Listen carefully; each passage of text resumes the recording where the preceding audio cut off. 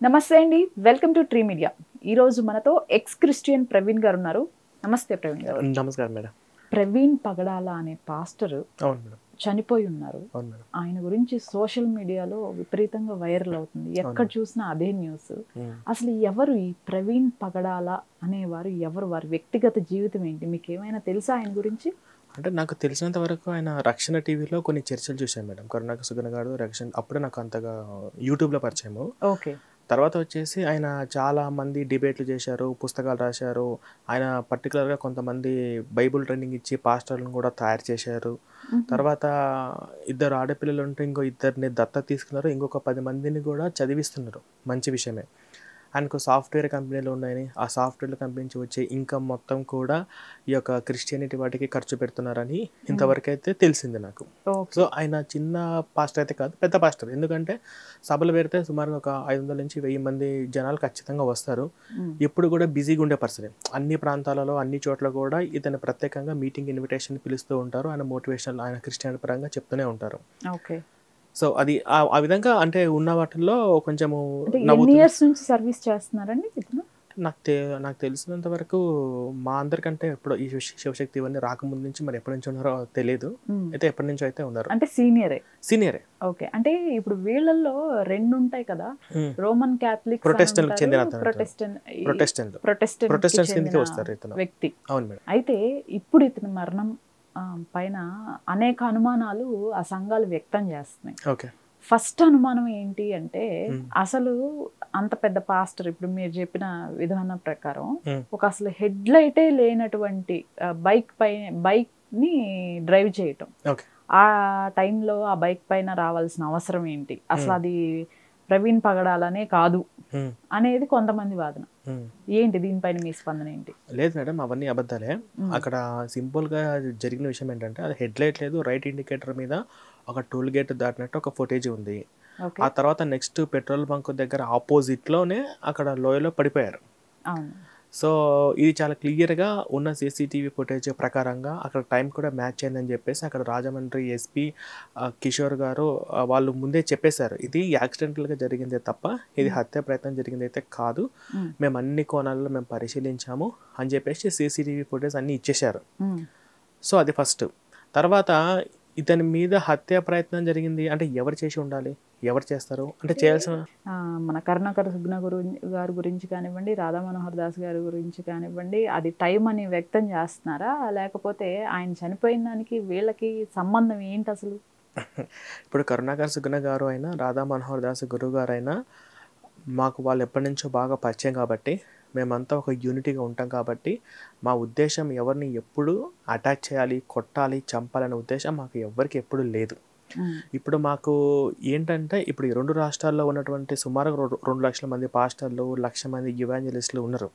వీటిల్లో 60,000 మంది వరకు సోషల్ మీడియాలో యాక్టివ్గా ఉన్నారు. ఫేస్బుక్, ఇన్స్టాగ్రామ్, యూట్యూబ్లో వీళ్ళందరూ పాస్టర్లు యాక్టివ్గా ఉన్నారు.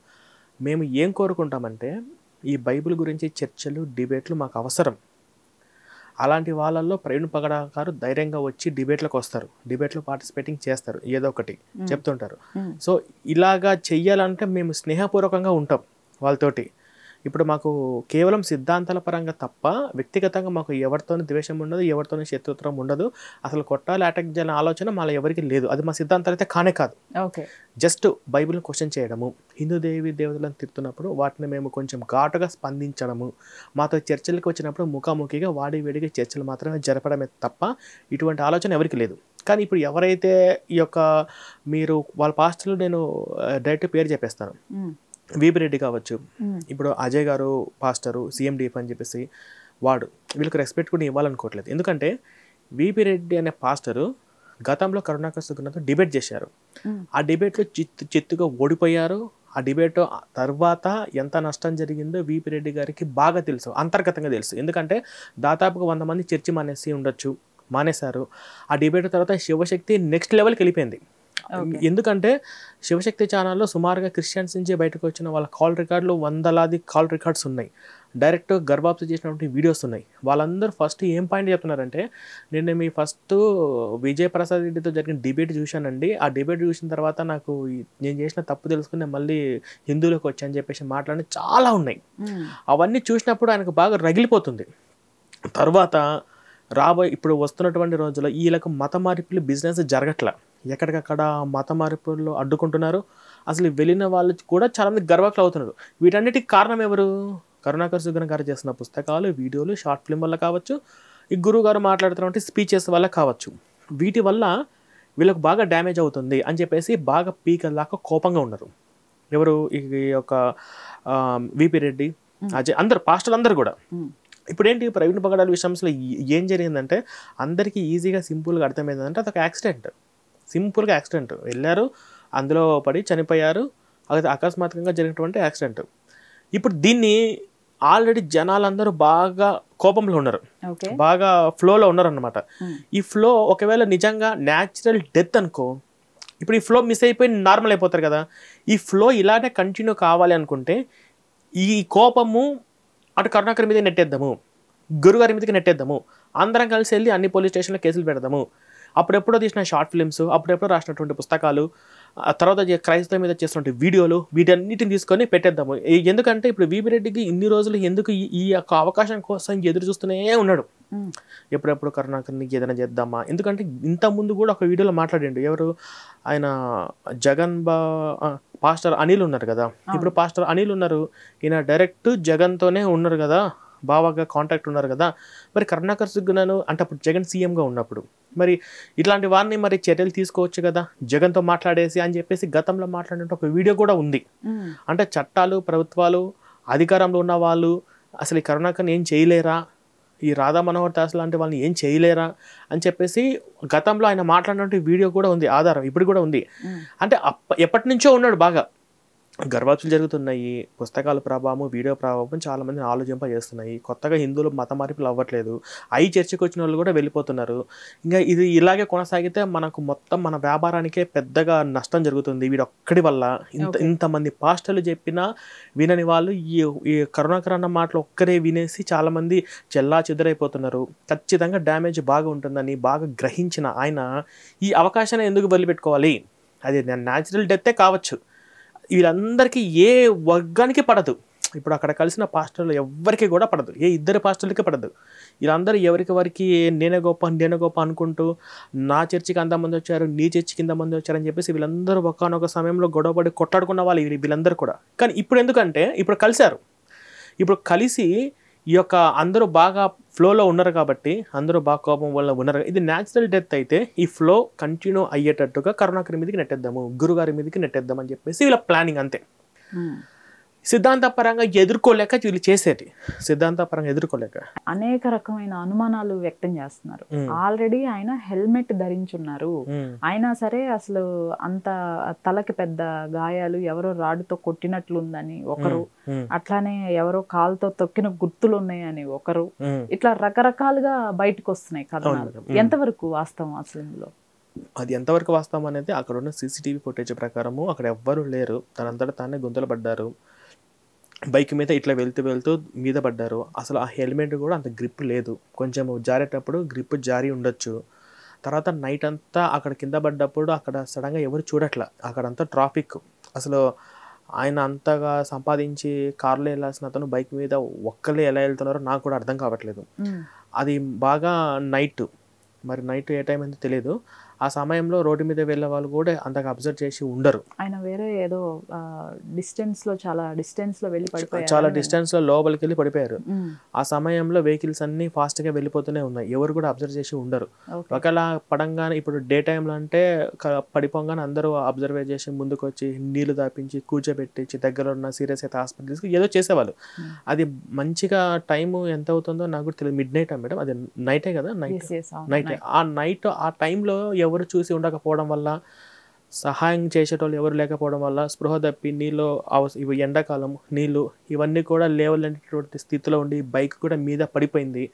కాసేపు సహాయం కోసం చూసి ఎవరు సహాయం చేయకపోయేసరికి ఇలా రకరకాల కారణాలు అయితే అవి ఉండొచ్చు. కానీ చంపాలి కొట్టాలని అనుకుంటే ఫొటోస్ వీడియోస్ అన్ని దొరుకుతాయి. ఇప్పుడు కాల్ డేటా ప్రకారంగా కూడా ఏమీ లేదు, ఆయన మీటింగ్ పరంగా వెళ్ళాడు, మీటింగ్ నుంచి మాత్రమే వచ్చారు. ఇప్పుడు అలాగా ముందు వెనక అన్ని CCTV ఫుటేజీలు చూడండి. ఇప్పుడు ఒకవేళ నిజంగా జరిగిందని అనుకోండి, అతను మేము మా దాంట్లో జస్ట్ రంగరాజు గారిని బెదిరించినందుకే వీరరాఘవరెడ్డి గారిని మేమందరం వ్యతిరేకించలేదా? మొత్తం యావత్ హిందూ సమాజం మొత్తం జస్ట్ బెదిరించినందుకే రామరాజ్యం పేరుతో నువ్వు చేసిన ద్రోహం ఏంద్రా అని చెప్పేసి, వాడు హిందువైనా ఎవరైనా అలా చేసిన ఖచ్చితంగా చట్టం కఠినంగా శిక్షించాలని చెప్పేసి మేము కోరుకుంటాం. అలా చేసే మా ఉద్దేశం అది కాదు ఫస్ట్ పాయింట్. సో నేను ఎస్టిమేషన్ చేసిందంటే అది. కానీ నిజ పోనీ వీళ్ళందరి దగ్గర ఆధారాలు ఉన్నాయి అనుకోండి, ఇప్పుడు పాస్టర్లందరి దగ్గర ఆధారాలు ఉన్నాయి, ఆధారాలన్నీ కలిపి చూపించండి.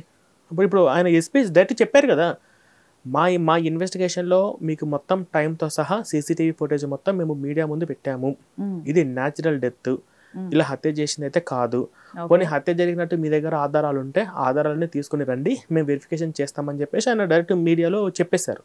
అంటే నేనేమంటున్నానంటే ఎలాంటి ఎవిడెన్స్ లేకుండా అంత గట్టిగా పాస్టర్స్ అందరూ కూడా, ఇప్పుడు పేరు మోసిన లేకపోతే కొంచెం మన సోషల్ మీడియాలో చూస్తున్న పాస్టర్స్ అందరూ కూడా ముక్త కంఠంతో ఇది న్యాచురల్ డెత్ కాదు అని పదే చెప్పడానికి అసలు రీజన్ ఏంటి?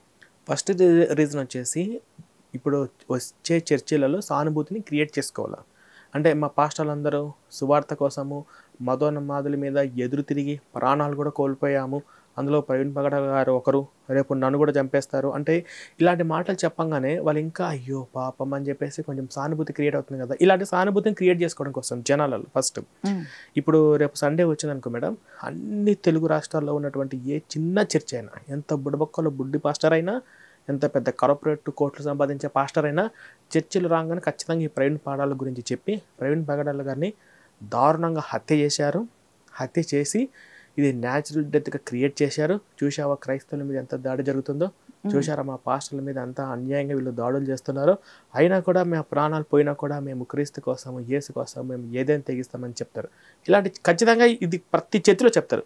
ఎందుకు ఇలా చెప్పిన తర్వాత జనాలందరూ అయ్యో పాస్టర్లు అంటే అదా ఇదా అని, మా పాస్టర్ మీద దాడులు జరుగుతున్నాయి, అన్యాయంగా దాడులు చేస్తున్నారు చూడండి, ఇప్పుడు చంపే స్థితి కూడా వచ్చారని చెప్పేసి సానుభూతిని క్రియేట్ చేసుకోవాలి. ఉన్న వాళ్ళ దగ్గర పాస్టర్ అంటే అయ్యో పాపం అన్నట్టుగా ఎక్కడికో అంటే వీళ్ళది ఆయనకి సంబంధించిన మరణాన్ని వీళ్ళు వాడుకుంటున్నారు అంటారా మీరు? 100% మేడం. ఓకే, ఇప్పుడు యేసుప్రభు కూడా వీళ్ళందరినీ యేసుప్రభులో సానుభూతిని క్రియేట్ చేశారు. ఆయన మన కోసము కొరడా దెబ్బలు తిన్నారు, ఆయన మన కోసము సిలువ మోసుకొని అంత దూరం వెళ్ళారు, ఆయన మన కోసము మేకులు కొట్టించుకొని రక్తం గార్చాడు, అంత కష్టపడింది ఎవరి కోసం? మన పాపాల కోసం కాదా అని చెప్పేసి యేసుప్రభుతో సానుభూతిని క్రియేట్ చేసి వీళ్ళందరూ దుకాణాలు ఓపెన్ చేశారు కదా. దుకాణం అంటే చర్చిలు, దుకాణాలు ఓపెన్ చేశారు. ఇప్పుడు ఇదే సానుభూతి వీళ్ళది అంతే బ్లాక్ మెయిలింగ్ అనేది దిగుతారు.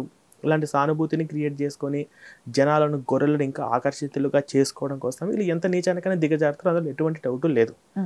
అది 100% ఖచ్చితంగా అది న్యాచురల్గా జరిగిందే తప్ప అది ఎవరు ఉద్దేశపూర్వకంగా చేసింది అయితే కాదు. మనకు ఇప్పుడు వస్తున్నటువంటి సమాచారం ప్రకారం ఇంకా పోస్ట్ మార్టం రిపోర్ట్ రాలేదు మనకి. Yes madam. అండ్ ఇవాళ ఆయన అంత్యక్రియలు అని చెప్పేసి మనం చూస్తున్నాము, ఆల్రెడీ మీడియా అన్ని లైవ్ ఇవ్వటం జరుగుతుంది. అవును. పోస్ట్ మార్టం రిపోర్ట్ లో కనుక నిజంగానే ఆయన పైన దాడి జరిగిందని గాని ఇట్లాంటివి ఏమైనా వస్తే ఎవరిని అనుమానించచ్చు అంటారు? ఎవరిని అనుమానించచ్చు అంటే వ్యక్తిగతంగా ఆయనకి ఏమైనా లైక్ ఈ ఎనిమిస్ కానీ వీళ్ళు అంటే, నేను ఇంకొకటి వింటుంది ఏంటి అంటే పాస్టర్ల పైన పాస్టర్లకు కూడా ఉంటది. కొంతమంది పాస్టర్లు అంటే ఆ పక్కన ఉన్న పాస్టర్లకే పడదు ఒక్కొక్క విషయంలో, వారు కూడా కారణం అయి ఉండొచ్చు అనేది కొందరు వాదన. అంటే నేను ఏమనుకుంటున్నా అంటే ఎవరికి ఏ కారణం ఉన్నా చంపేంత కారణం అయితే ఎవరికి ఉండదని నేను అనుకుంటున్నా. ఇతను రాముడి గురించి కానీ కృష్ణుడి గురించి కానీ ఇస్లాం గురించి మాట్లాడేటువంటి సందర్భాలు చాలా ఉన్నాయి. ఇప్పుడు అందరూ మాట్లాడుతున్నారు, మేము కూడా మాట్లాడుతున్నాం, అందరూ మాట్లాడుతున్నారు. కేవలం సిద్ధాంతాల పరంగా తప్ప ఇక్కడ చంపాలని అంటే ఇంకొక పాస్టర్కి పడకపోయినా అతను కూడా చంపాలి అని చెప్పేసి ఆలోచన అయితే ఎవరికి ఉండదు. అంటే నాకు తెలిసినంత వరకు ఎవరికైనా కానీ సిద్ధాంతాల పరంగా మాత్రమే ఫైట్ ఉంటుంది, అది ఎవరైనా కానీ. సో అలాంటి అనుమానిస్తే ఎవరిని అనుమానించాలంటే నాకు తెలిసినంత వరకు ఇది ఎవరికి ఏ దురుద్దేశము చంపాలి. ఒకవేళ అలాగే అనుకుంటే ఇప్పుడు ఈయన అంత ఫామ్లో లేనైతే వ్యక్తి, ఇప్పుడు ఈయన మరీ అంతగా సోషల్ మీడియాలో ఈయన వల్ల అంత డ్యామేజ్ అయింది కూడా. అప్పుడెప్పుడో డిబేట్లు చేశారు, చర్చలు చేశారు, మౌనంగా ఏదోదో చేసుకుంటూ ప్రోగ్రామ్స్ చేసుకుంటూ పోతూ ఉన్నాడు అంతే. ఓకే. ఈయన వల్ల మరి మత మార్పులు జరుగుతున్నాయి, ఈయన వల్ల మరి అంతగా పెద్దగా డ్యామేజ్ కూడా అంత కాదు నాకు తెలిసినంత వరకు. అంటే నా ఎస్టిమేషన్ ఏంటంటే మేడం, మరి అది ఎవరు చేశారో ఏంటి, ఒకవేళ పోస్ట్ మార్టం రిపోర్ట్ వస్తే కానీ మనం చెప్పలేము. నాకు తెలిసినంత వరకు అది న్యాచురల్ డెత్ అనుకుంటాను. ఒకవేళ పోస్ట్ మార్టం రిపోర్ట్ వస్తే అది పోలీస్ వాళ్ళు ఇన్వెస్టిగేషన్ చేసి తెలుసుకోవాల్సిన అవసరం వాళ్ళు, అది ఖచ్చితంగా వాళ్ళ డ్యూటీ వాళ్ళు చేయాలి మేడం. రైట్ ప్రవీణ్ గారు, ఈ విషయానికి సంబంధించి పోస్ట్ మార్టం రిపోర్ట్ తర్వాత మరొకసారి వీలైతే అంటే ఆ రిపోర్ట్ ని బట్టి మళ్ళీ ఒకసారి మిమ్మల్ని కలుస్తాం తప్పకుండా మేడం. బట్ ఇప్పుడైతే అసలు నిజ నిజాలు ప్రజలకి అందరికీ చేరాలి, అపోహలు అనేవి దూరం అవ్వాలి. నిజంగా ఒకవేళ ఏదైనా జరిగి ఉంటే అది అందరికి తెలియజేయాలి. ఇఫ్ ఇన్ కేస్ జరగకపోతే ఇప్పుడు ఈ మాట్లాడిన వాళ్ళందరినీ ఏం చేయాలంటారు? మాట్లాడిన వాళ్ళందరూ ఏం చేస్తారు మేడం, ఇప్పుడు వాళ్ళు పొరపాటుగా నేను అప్పుడు అలా మాట్లాడాను, ఇప్పుడు నిజం తెలుసు అని చెప్పేసి ఇప్పుడు నాకు తెలిసిన ఒప్పుకుంటారా? వీళ్ళు లైఫ్ లాంగ్ ఎప్పుడు ఒప్పుకోరు. ఎందుకంటే ఎక్కడో మణిపూర్లో 2 వర్గాల మధ్య కొట్టుకుంటేనే అది ఇక్కడ దేశం మొత్తం, ముఖ్యంగా మన తెలుగు రాష్ట్రంలో ఉన్న పాస్టర్లందరినీ మన క్రైస్తవుల మీద దాడులు జరుగుతుందని చెప్పేసి రెచ్చగొట్టేసి ఎవరికి వాళ్ళు ఎక్కడ అలా సంపాదించుకున్నారు. ఇంకొంతమంది సానుభూతిని క్రియేట్ చేసుకొని జనాలను, పిచ్చి జనాలను గొర్రెలుగా చేశారు. చాలా ఉన్నాయి అవన్నీ. ఇప్పుడు అక్కడ సీసీ కెమెరాలు ఎంతవరకు అయితే ఉండాలో, ఎంతవరకు అయితే రాబట్టాలో అంతవరకు రాబట్టారు. కొన్ని చోట్ల లేవు, అన్ని చోట్ల ఉండవు కదా, లేవు. వీళ్ళు మిస్ అయింది 30 సెకండ్స్ మిస్ అయింది, ఆ తర్వాత 10 నిమిషాలు ఏమైంది అది చూపించట్లేదని చెప్పేసి వీళ్ళు ఏదైతే అంటున్నారు. అది అక్కడ పెట్రోల్ బంక్ దగ్గరికి ఉంది, అక్కడికి వెళ్ళి ఎవరైనా అడగండి, వాళ్ళందరికీ ఇస్తారు, ప్రాబ్లం ఏం లేదు. ఇటువంటిది సాక్ష్య ఆధారాలన్నీ కూడా పర్ఫెక్ట్గా ముందు ప్రొడ్యూస్ చేసినా కూడా ఏ ఒక్క పాస్టర్ కూడా ఇది న్యాచురల్ డెత్ అని ఒప్పుకోడు. ఎందుకు ఒప్పుకోడు అంటే ఆ జనాలలో ఆ సానుభూతిని ఇంకా ముందుకు తీసుకెళ్ళాలి. ఇప్పుడు కొంతమంది ఏమంటారు అంటే నెక్స్ట్ నేనే అంట అంటే వాళ్ళు ఇంకా జనాలను పిచ్చి జనాలను చేయడానికి అంతే. నెక్స్ట్ నేనే అంట, ఆయన అజయ్ బాబా నెక్స్ట్ నేనే అంట పోస్టులు పెట్టారు, ఫేస్బుక్లో కామెంట్లు పెట్టారు, ఏంటిది? సో అది వాళ్ళెవ్వరూ తన తప్పును ఒప్పుకోరు. ఇప్పుడు పొరపాటుగా నేను ఒక కామెంట్ చేశాను, ఆ కామెంట్ తప్పని తెలిసింది, మేడం పలానా టైంలో నేను కామెంట్ చేశాను, అది ఆ రోజు అలా చేయడం తప్పని తెలిసింది, తెలుసో తెలియకో పూర్తిగా ఇన్ఫర్మేషన్ లేక నేను చెప్పాను, నేను అది వాపస్ తీసుకుంటున్నాను అంట. కానీ ఈ పాస్టర్లు ఎవరికి అలాంటి బుద్ధి ఉండదు. అది ఇంకొక రకంగా మార్చుకోవడం కోసం అసలు ఇప్పుడు కూటమి ప్రభుత్వం మీద కూడా నెట్టేశారు. ఇప్పుడు అది రాజకీయంగా మార్చేశారు. ఇప్పుడు జగన్ ఉంటే ఇక్కడ ఇలా జరిగేదా? సెంట్రల్లో నరేంద్ర మోడీ ఉన్నారు కాబట్టి, ఇక్కడ కూటమి ప్రభుత్వం ఉంది కాబట్టి ఎలా జరిగిందని చెప్పేసి కాసేపు పవన్ కళ్యాణ్ మీదకి నెట్టేశారు, కాసేపు టీడీపీ మీదకి నెట్టేశారు, కాసేపు నరేంద్ర మోడీ మీదకి నెట్టేశారు. మొత్తం ఇది రాజకీయంగా మార్చేశారు, మతాల పరంగా మార్చేశారు. అక్కడ జరిగినటువంటి ఒక చిన్న న్యాచురల్ డెత్ను ఈ 2 తెలుగు రాష్ట్రాలు ఉన్నటువంటి మొత్తం క్రైస్తవ సమాజానికి వీళ్ళు ఏం చెప్తున్నారంటే హిందువులు ఇలా చేస్తున్నారు, మొదలు దాడులు చేసి ఈరోజు చంపడానికి కూడా వెనుకాడట్లేదు అనే విధంగా ఈ పాస్టర్లు క్రైస్తవ సమాజాన్ని అలా తయారు చేస్తున్నారు. అలాంటి ఉద్దేశం అయితే హిందువులలో ఎవరికి లేదు. ముఖ్యంగా మాలాంటి వాళ్ళు సిద్ధాంతాల పరంగా తప్ప ఇలాంటి వ్యక్తిగతంగా దాడులు చేసే ఉద్దేశం మాకు ఎవరికి ఎప్పటికీ లేదు. అదే నేను ఫైనల్గా చెప్పాలనుకుంటున్నాను.